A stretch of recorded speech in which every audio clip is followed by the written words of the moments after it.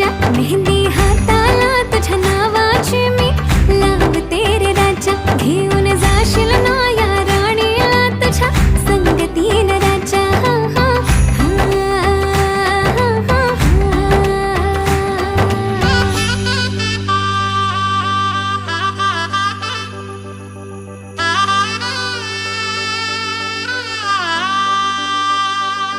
सजली ही नवरी बाई नवरोबासाठी ग, गाली हळदी चाले दिसते किती गोड ग.